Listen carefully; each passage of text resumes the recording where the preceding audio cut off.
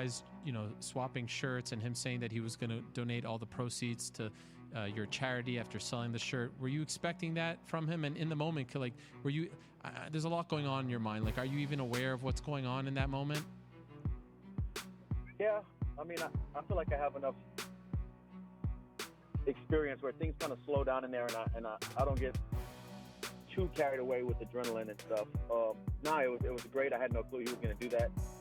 He raised a lot of money.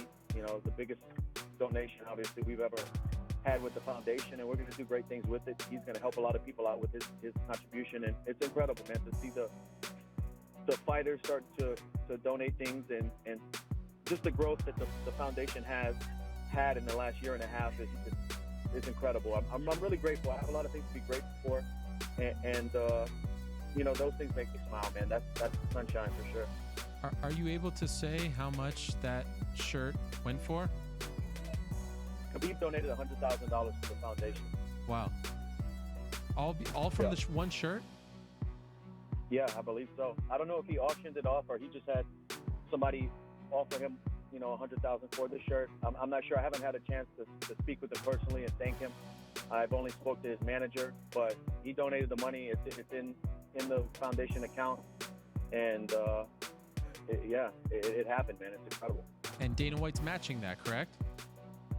I don't know. Dana's a man of his word. I expect him to. If he said, which I've seen clips of him saying that he was going to match whatever Khabib donated, but I haven't spoken to him personally. So. Okay. So as of right now, for this particular fight camp, how much have you raised? Well, we set the goal of $25,000. I think we overshot that by $7,000 or $8,000. We raised $32,000 or $33,000 for the original goal of the well and the water tower for the Pygmy people. But I'm going to hop on a call later on at the end of this week with Dustin and his organization, and we're going to talk more about, because he had set an overflow goal of $50K, and that would be able to build a few more water wells in neighboring villages and things like that. So I want to go all out and do everything we can. So we're going to hop on a call later this week and get some more stuff ironed out. And, I mean, we demolished this goal that we had.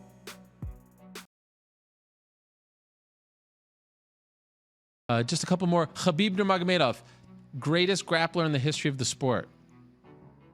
True or false? Man, he does a great job, doesn't he? He killed Dustin. Isn't it amazing?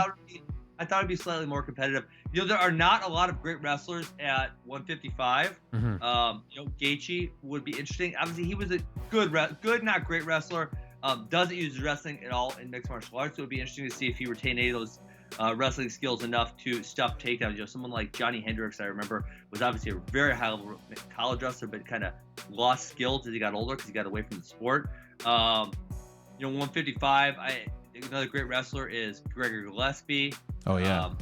Interesting to see how he would do in there, and he's just not getting the big fights to move up, and so there just isn't a lot of really high-level wrestlers on top of that division. And so I guess, can you name a really high-level grappler that Khabib has fought against? Who's the highest? I mean, that's the thing. Let me go look at his record. Gleison Tebow? He had a tough time with him. That was a long time ago. Yeah, Gleison had Ally Quinta. Ally Quinta is a decent wrestler. So there aren't a lot of high-level wrestlers in that division, which makes me question. I mean, so I am definitely considering saying yes to that, but it would be interesting to see him against, say Gregor Gillespie or Justin Gaethje, or the obvious is GSP. I mean, when you go through his past guys, they're almost all strikers. There's not really any wrestlers on that list, which is fascinating. That you look at 170, it's not only all wrestlers, but a really high proportion of wrestlers. You look at 155, there's not a lot of wrestlers up on top of that division. It's really funny how that works out.